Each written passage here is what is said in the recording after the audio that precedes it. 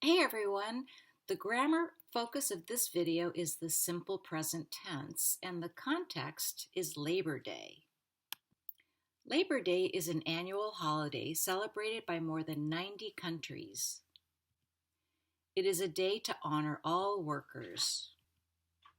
Its origins are in the 8-hour day movement in the 19th century. An origin is the point in time or place where something begins. A movement is when a large number of people come together over a period of time to support a goal for their community or country. Workers wanted 8 hours for work, 8 hours for play, and 8 hours for sleep. At that time, it was common for people to work for 12 to 16 hours a day, 6 or 7 days a week. Workers demanded that their bosses give them higher wages, shorter hours, and safer working conditions. To demand is to forcefully say that someone must do something or give something to you. Wages are the amount of money you are paid for doing a job.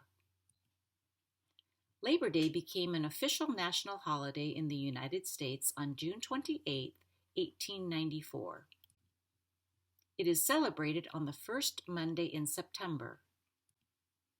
Many people get the day off work, and most Americans think of Labor Day as the last day of summer. They go to the beach or a park for a picnic, have barbecues at home, or take weekend trips. In some towns, there are parades and fireworks. Most countries celebrate Labor Day on May 1st, so in some countries it is called May Day. Other names for this holiday are Labor Day and International Workers' Day. More and more countries are moving the holiday to the first Monday in May so people can have a 3-day weekend, like Labor Day in the United States. The weekend is Saturday and Sunday. When Monday is a holiday, we call it a 3-day weekend, Saturday, Sunday, and Monday. Let's look at the grammar. What is the subject and what is the verb in the sentence below? You can pause the video to think of the answer. Our country is the subject. It's who or what the sentence is about, and celebrates is the verb. What is the subject and the verb in this sentence? Other countries is the subject, and celebrate is the verb. You'll notice a spelling change. If you have a consonant and Y, when you add the S, you change the Y to I and add ES. How and when do you change the verb in the present tense? You add an S on the verb in the present tense for he, she, or it, the third person singular. In this example, our country can be substituted with the pronoun it. So it celebrates. We use the present tense to talk about habits and routines.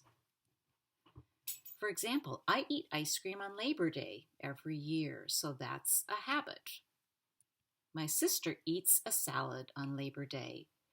There's an S on the verb eats because my sister is third person singular she. We also use the present tense to talk about facts and schedules. Farmers grow lettuce in California. That's a fact. Our class ends on December 9th, 2021. That's a schedule. So our class is singular, so there's an S on the verb ends. So when we talk about tense, we mean time. And there are 3 tenses in English: past, present, and future. Aspect is something that gives more information about how something happens.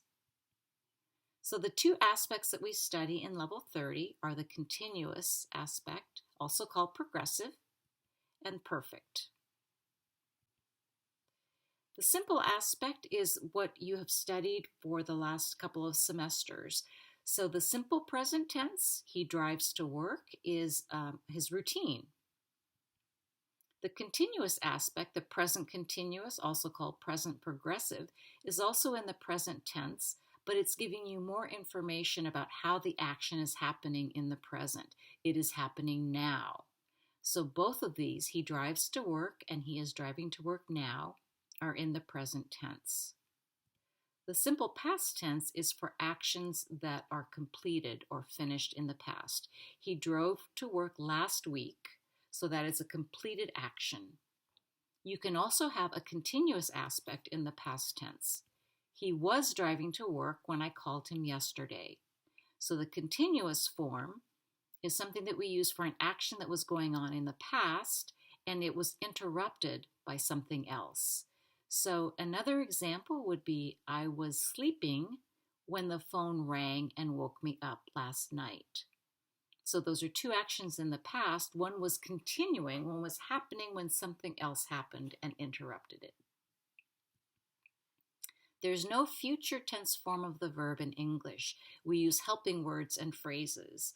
So you would say, he will drive to work next year, to talk about the future.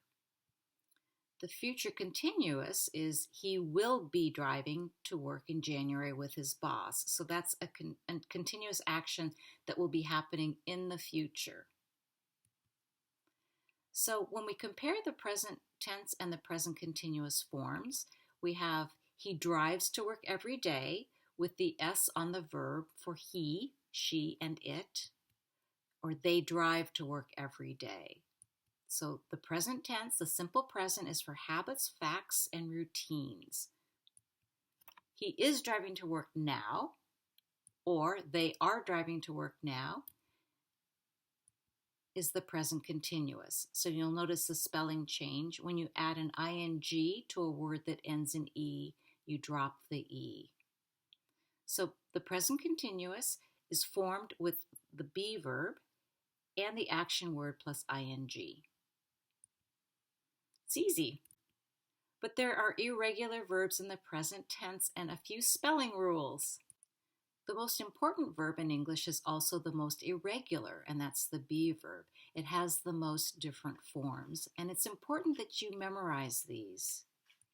There are three other irregular verb forms.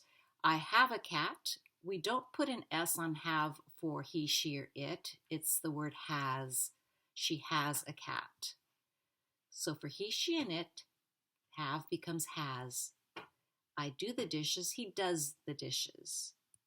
So for he, she, and it, the spelling is D-O-E-S, does. And for go, we go to the gym. He goes to the gym. For he, she, and it, the spelling is G-O-E-S. There are a few spelling rules for adding an S to the verb, and they're based on the vowels. The vowels are A, E, I, O, and U, and the consonants are all the letters that are left.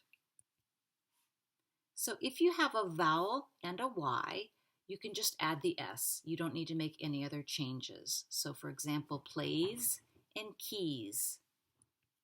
If you have a consonant and a Y, change the Y to I and add an ES instead of just an S. So baby becomes babies with an IES. Mary becomes Marys with an IES. And if you have these letters, O, CH, SH, S, and X, you add an ES. Brushes, buses. So in your workbook, there is a chart with the spelling rules. I think the most important thing is that you read as much as possible, and words will start to look correctly spelled or incorrectly spelled. So let's practice. The verb is go. You can pause to think of the answer before you see the answer. I go to the lake on Labor Day. My sister goes to the beach on Labor Day.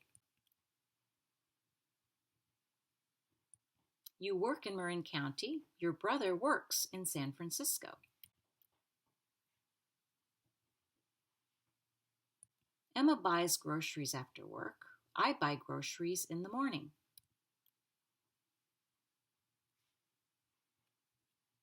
I usually reply to emails every day. My doctor usually replies to emails every week. So you'll notice the spelling change where the Y changes to I and you add ES. My dentist brushes his teeth every day. You brush your teeth every day. So brush with the SH ending means you add an ES.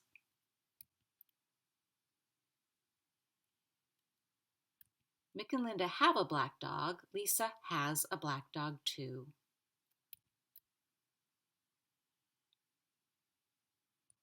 John and Amy do laundry on Tuesday. I do laundry on Sunday. Caroline does laundry on Saturday. Thanks for watching.